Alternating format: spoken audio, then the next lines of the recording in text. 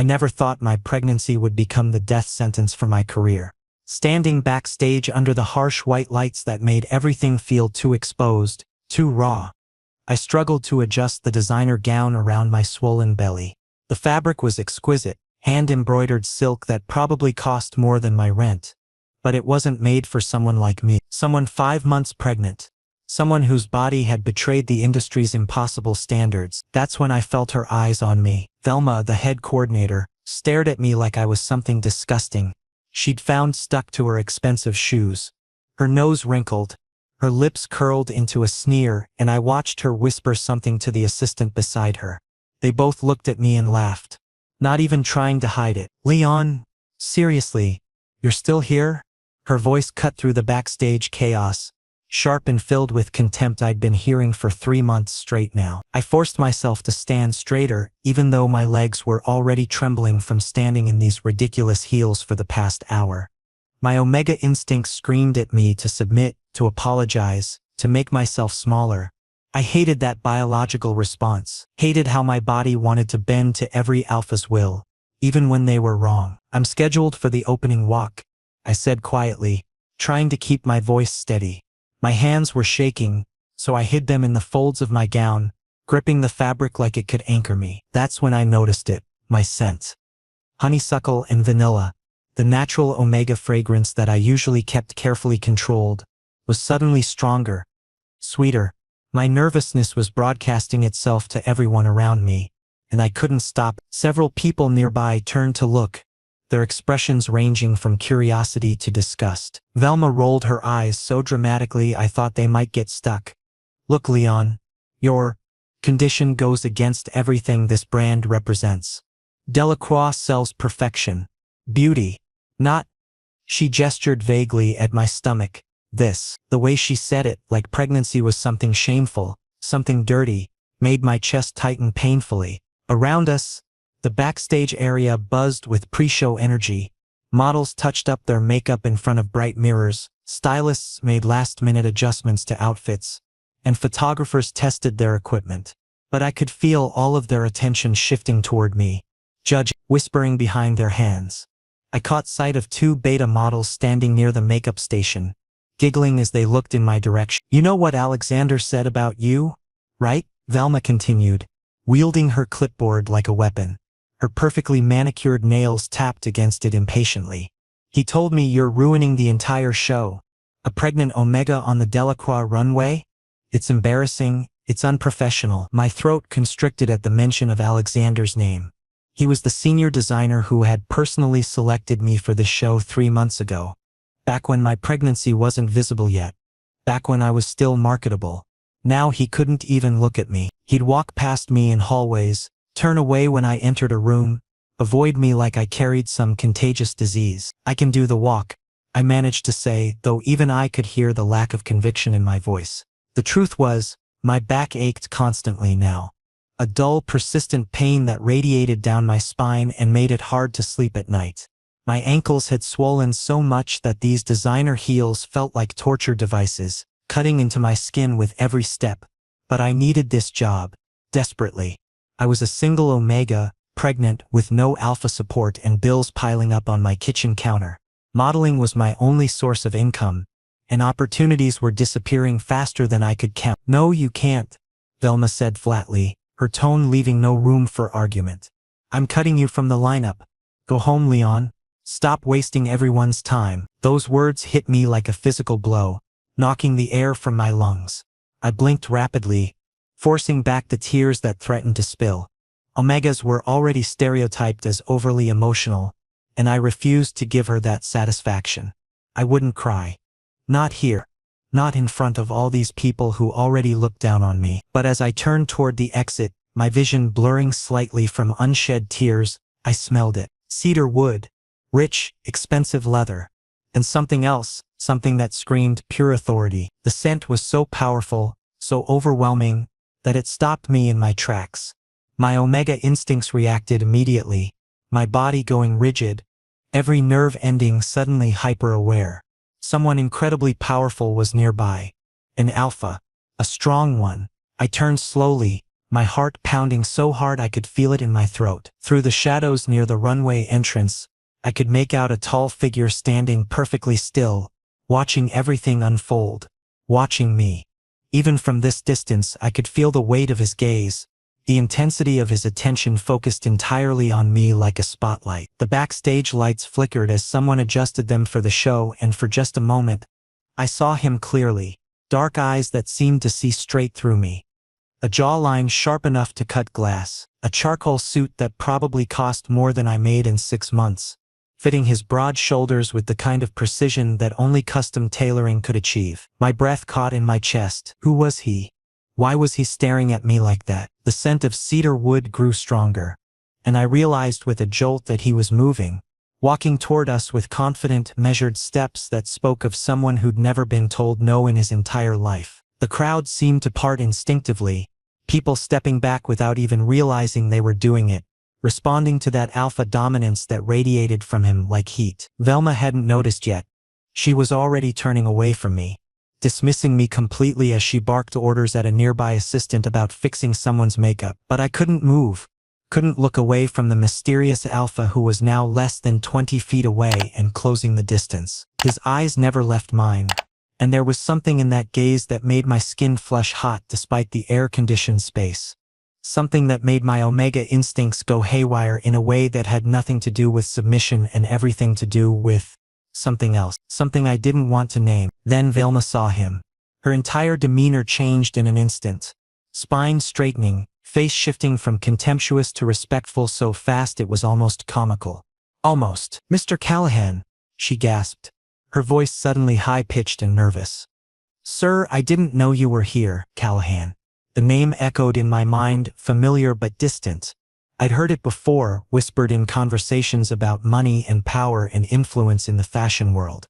Killian Callahan, billionaire investor, major shareholder in half the luxury brands in New York, including Delacroix. A man so wealthy and powerful that he rarely bothered attending events like this in person. And now he was here, standing just feet away from me, still staring at me with those intense dark eyes that made me feel completely exposed and strangely protected all at once. "I came to preview the show," he said, his voice deep and controlled, the kind of voice that made people listen, that commanded attention without effort. What seems to be the problem here? I felt frozen in place, caught between wanting to disappear and being unable to move. Killian Callahan's presence seemed to fill the entire backstage area, making the space feel smaller somehow. His cedar and leather scent was intoxicating, not in the overwhelming way that made me want to submit, but in a way that made me feel strangely safe, protected, which was ridiculous considering I didn't even know this man. Velma's face had gone from confident to panicked in record time. She clutched her clipboard against her chest like a shield, that fake smile plastered across her features. "Oh, there's no problem at all, sir. Just handling a minor scheduling situation." Her eyes darted to me and the message was clear. "Disappear now before you make this worse." But Killian's gaze followed hers, landing on me with such intensity that I felt pinned in place. He studied me carefully, not in the dismissive way everyone else had been looking at me all day, but with genuine interest. His eyes traveled from my face down to my swollen belly, then back up to meet my eyes again. I waited for the disgust, the disappointment, the same judgment I'd been receiving for months now. It never came. Instead, something flickered in his expression. Something that looked almost like approval? "No, that couldn't be right." "Scheduling situation?" Killian repeated, his tone neutral but somehow dangerous underneath. He took another step closer to us, and I noticed how everyone else instinctively backed away, giving him space, giving him deference. "Explain." Velma shifted uncomfortably, her professional mask starting to crack. "Well, sir, this model, Leon, isn't quite suitable for tonight's show. I was just informing him that we'd need to replace him in the lineup." Unsuitable how? The question was simple, direct, but it felt like a trap. Velma clearly thought so too, because she hesitated, choosing her words carefully. "He's pregnant, sir." She said it like that, explained everything. Like it was obvious why I shouldn't be allowed to walk. "It doesn't align with Delacroix's aesthetic vision. We showcase elegance and sophistication, and his condition might send the wrong message to our audience. Plus there are liability concerns. What if something happens during the show? I wanted to argue, to defend myself, but my voice seemed to have abandoned me. My hands clenched into fists at my sides, nails digging into my palms. Killian's expression didn't change, but something in the air shifted. The temperature seemed to drop several degrees. The wrong message, he repeated slowly, thoughtfully. You're saying that pregnancy, a natural biological process, sends the wrong message about a fashion brand? That's not exactly what I meant. Velma stammered. Then what did you mean? Killian cut her off smoothly. His voice remained calm, controlled, but there was steel underneath. Because from where I'm standing, it sounds like you're discriminating against one of your models based on his biological status, which, if I remember correctly, violates several employment laws, not to mention basic human decency. My heart was racing now. Was this really happening? Was a powerful alpha, a billionaire investor, actually defending me? Velma's face had gone pale, then flushed red. Sir, with all due respect, I'm only thinking of what's best for the brand. Alexander himself said. I don't care what Alexander said. Killian's words were final, absolute. I care about what's right. And removing a scheduled model because he's pregnant is not right. It's prejudiced and short-sighted. He turned to face me fully then, and the weight of his attention was almost physical. Up close he was even more striking, probably in his early 30s, with dark hair styled perfectly, a strong jawline and those intense eyes that seemed to see everything. His suit was definitely custom-made, probably Italian, and he wore it with the kind of casual confidence that only came from a lifetime of wealth and power. What's your name? He asked, his voice softer now but no less commanding. Leon, I managed to stutter out, hating how weak I sounded. Being this close to such a powerful alpha was doing things to my omega biology that I couldn't control. My body wanted to submit, to please, to show deference. Every instinct screamed at me to lower my eyes, to make myself smaller, but I forced myself to keep looking at him. To not back down. Leon, Killian said, and the way he spoke my name slowly, deliberately, like he was memorizing it, sent a shiver down my spine. How far along are you? 5 months, I answered, one hand unconsciously moving to rest on my belly. And you're scheduled for the opening walk? I nodded, not trusting my voice. Killian turned back to Velma, and his expression had hardened again. When does the show start? 3 minutes, sir, Velma said weakly, checking her watch with trembling hands. Perfect timing then. Killian took another step toward me, closing the distance until he was close enough that I could feel the heat radiating from his body. His scent was overwhelming now, that cedar and leather combination that made my head spin and my knees feel weak. Leon, you're going to walk. Opening sequence. Exactly as originally planned. Velma made a strangled sound of protest. But sir, we can't just. We can, and we will, Killian said without looking at her. His eyes were still locked on mine. This is not a request, Velma. This is a direct order from the majority shareholder of this company. Are we clear? Yes, sir, Velma whispered, looking like she wanted the floor to swallow her whole. Killian's gaze softened slightly as he continued to look at me. Are you ready for this, Leon? Can you do the walk? I swallowed hard, my throat dry. This was it. My chance. Maybe my last chance to prove that I still had value, that pregnancy didn't make me worthless. Yes, I'm ready. Good. He nodded once, decisive. Then show them what you're made of. As he stepped back, giving me space to breathe again, I caught the expression on his face. It wasn't pity, it wasn't charity, it was something else, something that looked almost like respect, like he actually believed I could do this. Around us, the backstage area had gone quiet. Everyone had been watching the exchange, and now they were all staring at me with wide eyes. Some looked shocked, others looked skeptical, a few looked angry, probably upset that their entertainment watching me get humiliated had been interrupted. But Velma couldn't argue with Killian Callahan's direct order. Her job literally depended on keeping him happy. Fine, she said through gritted teeth. Leon walks. Opening sequence. Someone get him ready. We're starting in 2 minutes. The activity around me resumed in a rush. Makeup artists touching up my face, stylists adjusting my gown, hair people checking that everything was perfect. But I barely noticed any of it. My eyes followed Killian as he walked away toward the front row seating area, his tall frame moving with that confident grace that seemed almost predatory. Just before he disappeared around the corner, he glanced back at me one more time and smiled. Just slightly, just enough for me to see. My heart did something strange in my chest. A flutter that had nothing to do with pregnancy hormones and everything to do with the way this mysterious alpha had just completely upended my world. Behind the curtain, waiting for my cue, I could barely hear anything over the pounding of my heart. The music was already thumping through the speakers, a deep rhythmic beat that vibrated through the floor and up into my body.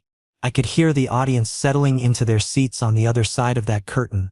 The murmur of hundreds of voices blending together into white noise. Fashion critics, industry professionals, celebrities, influencers, all of them waiting to judge. My hands wouldn't stop shaking. I pressed them against my belly, trying to ground myself, trying to remember why I was doing this. Not for Velma, not for Alexander, not even for Killian Callahan, despite what he'd done for me. I was doing this for myself, for my baby, to prove that I still had worth. Around me, the backstage crew moved with practiced efficiency. Models lined up in their designated order, photographers adjusted their equipment, and stylists made final checks on hair and makeup. But I could feel their eyes on me, their judgment, their doubt. Velma stood near the curtain controls, her face still pale and pinched. When she caught me looking at her, she quickly looked away. She wouldn't meet my eyes now, couldn't maybe. Not after publicly overruled by Killian. A makeup artist approached me one last time, powder brush in hand. "You're shiny," she said bluntly, dabbing at my forehead and cheeks. "Nerves?" "Something like that," I murmured. She studied my face for a moment, then said quietly, "You know, I think what you're doing is brave. My sister was pregnant last year and lost her modeling contracts too. The industry needs to see this." Her unexpected kindness almost undid me. I blinked rapidly, refusing to let tears ruin my makeup now. "Thank you." She squeezed my shoulder once before disappearing back into the crowd. The lights dimmed dramatically, and the music changed, transitioning into the opening theme. Dramatic, bold, impossible to ignore. 30 seconds, someone called out. My stomach dropped. This was it. No more delays, no more excuses. In 30 seconds I would either triumph or fall apart completely in front of hundreds of people. I took a deep breath, closed my eyes, and did something I hadn't done in months. I let myself feel proud of this pregnancy. Proud of my body. Proud of what I was about to do. 15 seconds. The announcer's voice boomed through the speakers. "Ladies and gentlemen, welcome to the Delacroix Spring Collection." 10 seconds. I opened my eyes, squared my shoulders, lifted my chin. 5 seconds. The curtain began to part, and brilliant white light flooded through the gap. Go. I stepped through. The world exploded into sensation.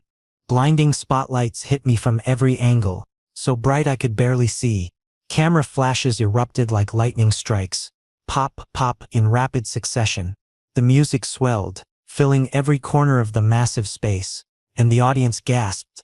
A collective intake of breath so loud I could hear it over everything else. I didn't freeze, didn't hesitate, didn't let their shock stop me. I walked, one foot in front of the other, my heels clicking against the runway with a steady rhythm that anchored me. My gown flowed behind me with each step, the ivory silk catching the light and making the gold embroidery shimmer. The fabric draped beautifully around my pregnant belly instead of hiding it, showcasing it. The runway stretched before me like a challenge, like a test. As my eyes adjusted to the lights, I could make out faces in the audience. Some looked shocked, their mouths literally hanging open. Others looked intrigued, leaning forward in their seats. Fashion critics were frantically typing on their phones and tablets, probably already posting about this moment. I could see phones raised everywhere, recording videos, taking photos. I kept walking, kept my posture perfect, kept my expression neutral but confident. This was what I trained for. Years of practice. Years of learning how to walk like I owned the space, like I belonged there. Nothing about that had changed just because I was pregnant. Halfway down the runway, I found him. Killian was exactly where I expected him to be. Front row, center position. The best seat in the house. He wasn't frantically taking photos like everyone around him. Wasn't typing on his phone. He was just watching me with that same intense focus from backstage, completely still amid the chaos around him. Our eyes met for just a second, maybe less, but it was enough. Enough to see the small smile that tugged at the corner of his mouth.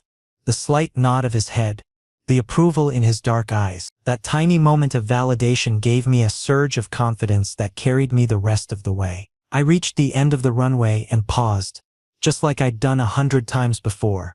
I turned slowly, letting everyone see the full effect of the gown. Then I placed one hand on my hip and the other gently on my belly, owning every inch of my pregnant body.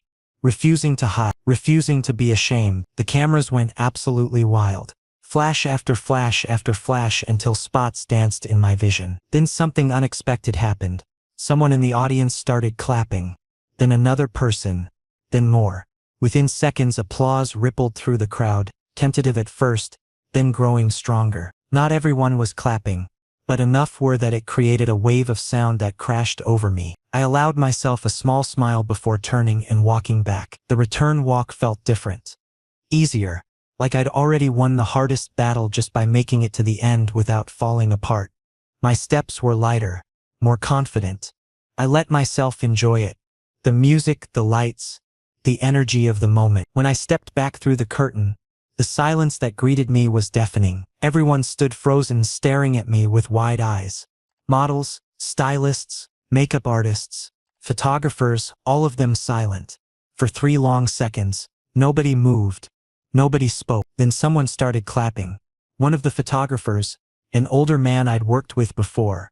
Then someone else joined in. Then more. Soon the entire backstage area erupted in applause. Not everyone was clapping.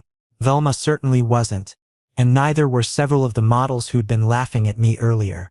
But enough people were that it felt like victory. I walked toward my dressing area with my head held high, refusing to let the tears that threatened to fall actually escape. Not yet. Not while people could still see me. Velma's face was pale as paper, her expression a mix of fury and fear. She knew she'd lost this battle. Knew that going against Killian Callahan's wishes could cost her everything. But I didn't care about her anymore. Didn't care about the people who'd doubted me. I'd done it. I'd actually done it. I reached my small dressing room and closed the door behind me, finally allowing myself to lean against it and breathe. My legs were shaking from adrenaline and exertion. My back ached. My feet throbbed in these ridiculous heels, but I was smiling. Actually smiling. My phone buzzed in my bag and I fumbled for it with trembling hands. Unknown number. A text message. Meet me. Backstage exit. Now. Casey. I stared at my phone, my heart racing all over again. Casey Killian Callahan. Obviously. But why did he want to meet me? What could a billionaire investor possibly want with someone like me? I thought about ignoring the message, about just going home and pretending this whole surreal day had never happened. But curiosity won out, and honestly, after what he'd done for me out there, I couldn't just dismiss him. I changed quickly out of the designer gown, trading it for my own clothes, simple jeans that barely buttoned anymore, and a loose sweater that actually fit comfortably over my belly. The transformation felt symbolic somehow, like I was shedding the industry's expectations and becoming myself again. The backstage exit was down a quiet corridor, far removed from the celebration and chaos of the main area. My footsteps echoed off the concrete walls as I walked, each step making me more nervous about what was coming. When I rounded the corner, I found him there waiting. Killian was leaning casually against the wall, his phone in hand, apparently typing something. But the moment he heard my approach, he looked up and immediately pocketed the device. His full attention shifted to me and I felt that same magnetic pull I'd experienced on the runway. "You did well out there," he said simply. No flowery compliments, no exaggerated praise, just a straightforward statement of fact that somehow meant more than any elaborate flattery could have. "Thank you," I managed, trying to keep my voice steady despite the butterflies in my stomach. "And thank you for what you did earlier. If you hadn't stepped in, I wouldn't have even made it to the stage." Velma was determined. "You don't need to thank me for that," Killian interrupted, pushing off from the wall and taking a few steps closer. His cedar and leather scent grew stronger, wrapping around me like a physical presence. "I simply corrected an injustice. What they were doing to you was wrong on every level." I studied him carefully, trying to figure out his angle. Rich and powerful people didn't just help others out of the goodness of their hearts. There was always an ulterior motive, always a catch. "Why did you want to meet with me?" A faint smile crossed his face, like he found my directness amusing. Straight to the point. I appreciate that. He paused, choosing his words carefully. Leon, let me be blunt with you. Your career in this industry is effectively over. Agencies will drop you. Designers will blacklist you. Brands will pretend you don't exist. You understand that, don't you? The words hit me like a physical blow, even though I already knew it was true. I'd been watching it happen in slow motion for months. Contracts mysteriously falling through. Callbacks that never came. My agents increasingly frustrated voicemails. I'm aware of the situation. Yes, I have a solution. Killian continued, his dark eyes locked on mine with unsettling intensity. Work with me. Exclusively. I frowned, confused.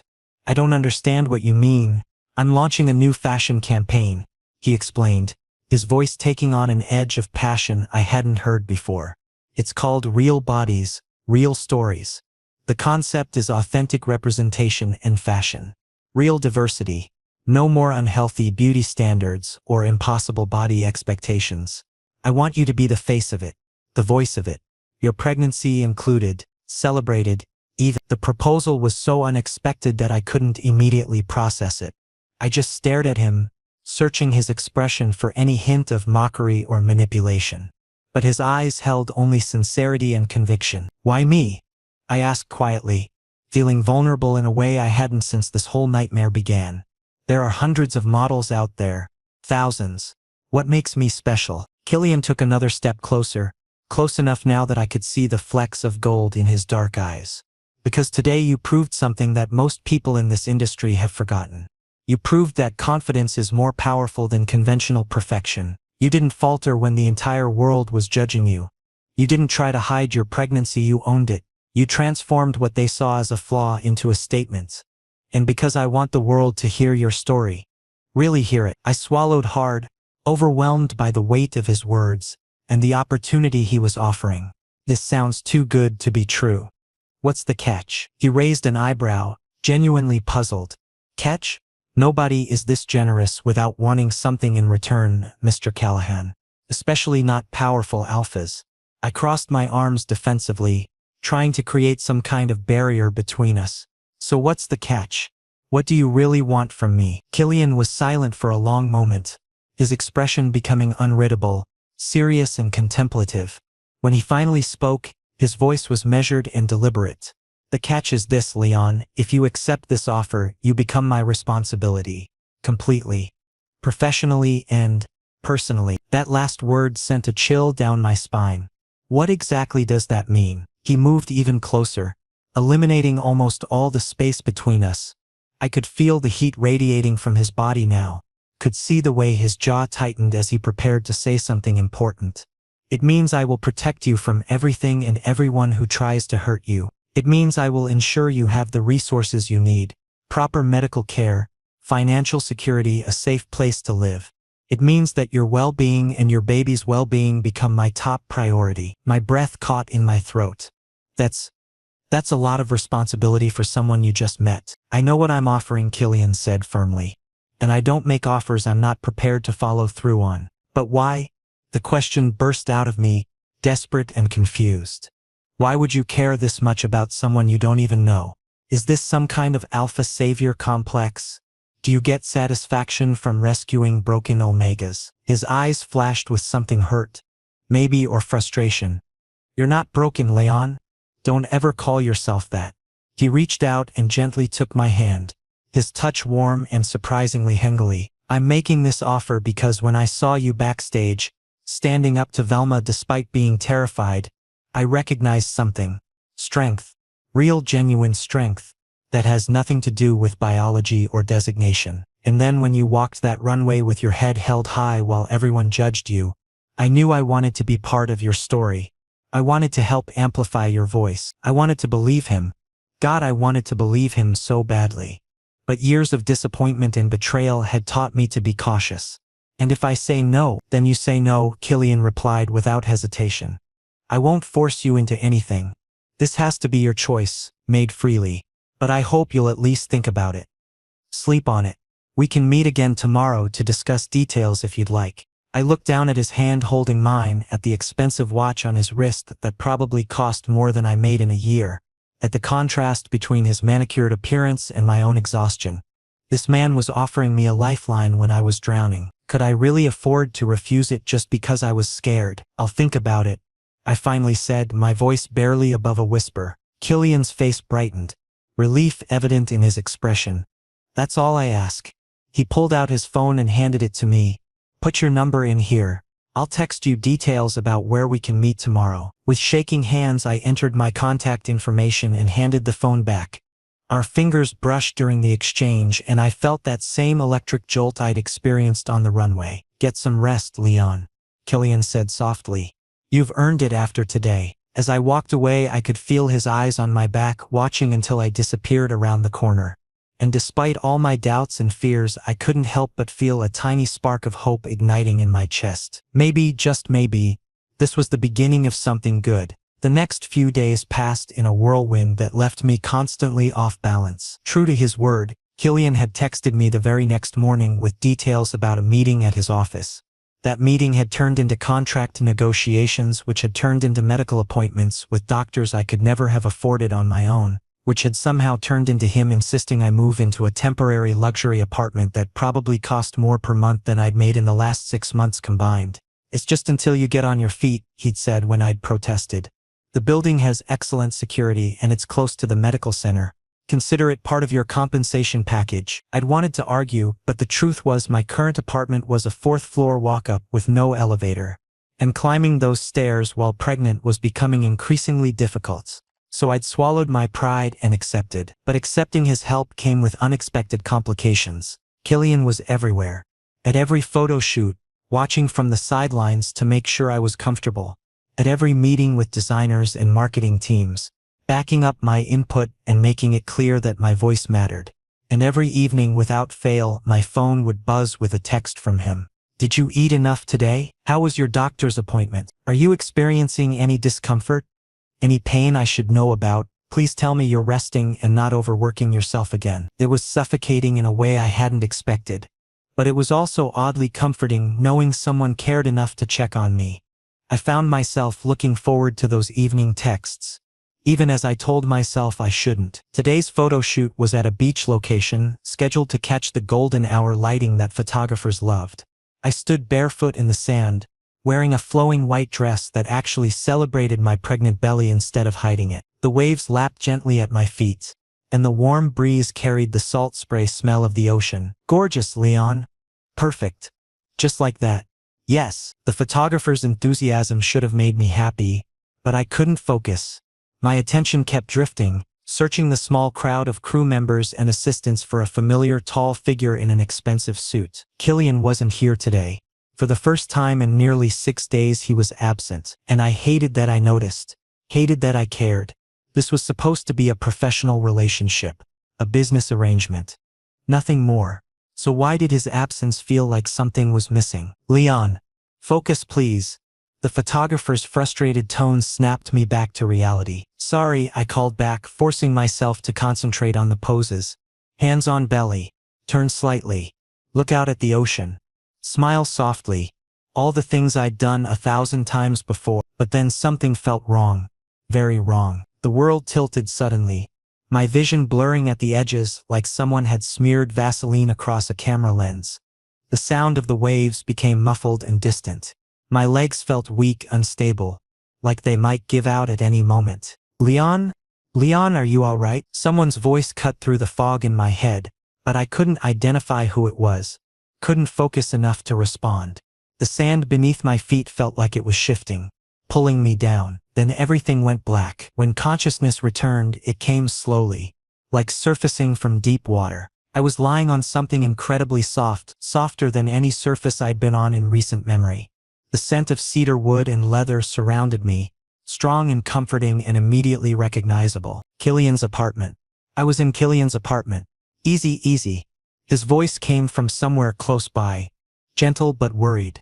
Don't try to sit up too quickly. I turned my head and found him sitting in a chair pulled up beside the bed, leaning forward with his elbows on his knees. He looked completely disheveled.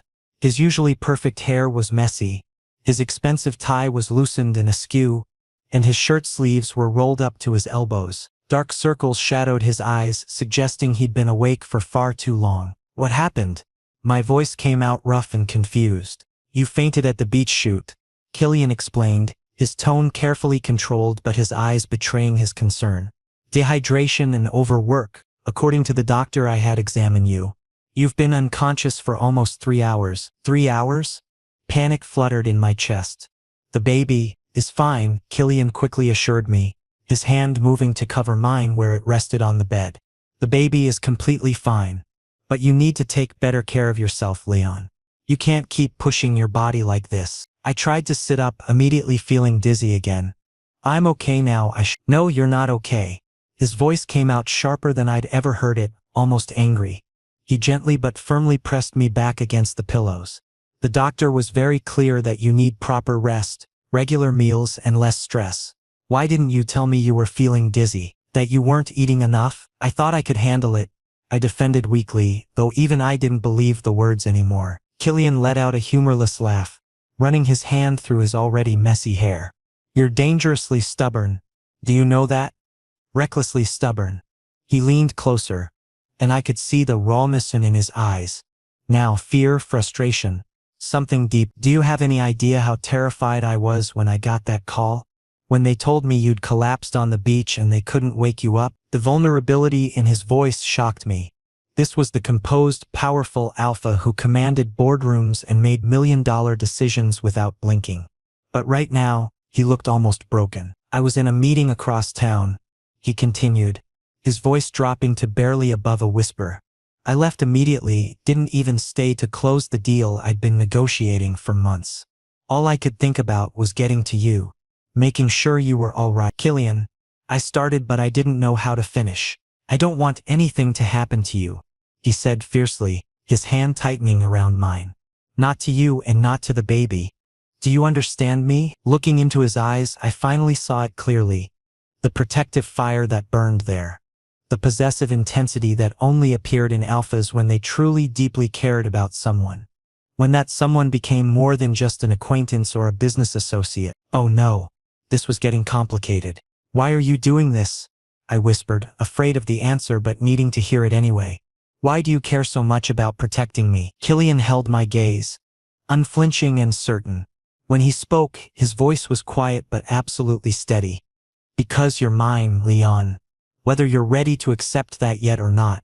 You're mine. Those words crashed through me like an earthquake, shaking everything I thought I understood. I'm not yours, I said immediately, defensively, trying to sit up despite the lingering dizziness.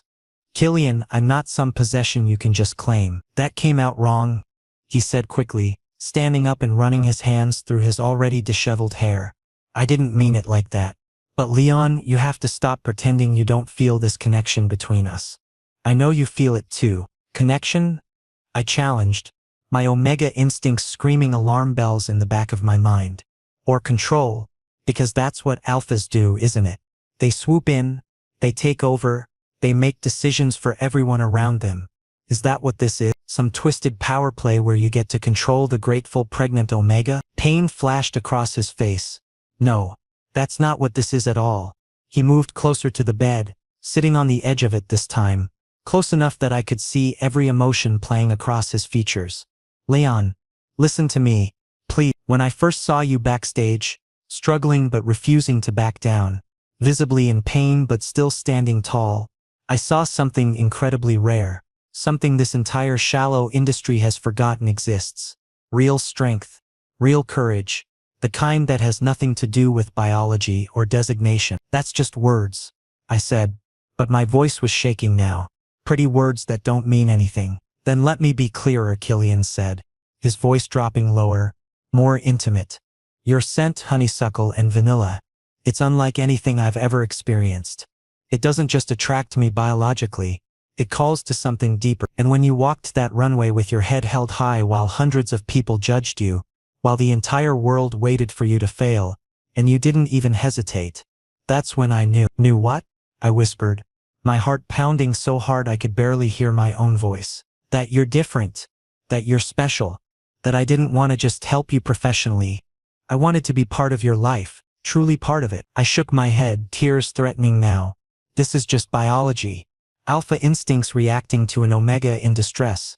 It doesn't mean anything real, then let me prove it does, Killian said earnestly, reaching out to take both my hands in his. Let me get to know you properly. Not as an investor and his model, not as an alpha and an omega, as two people who might actually have something genuine here. I'm pregnant with another man's baby, I said harshly, brutally, needing him to understand the reality of my situation.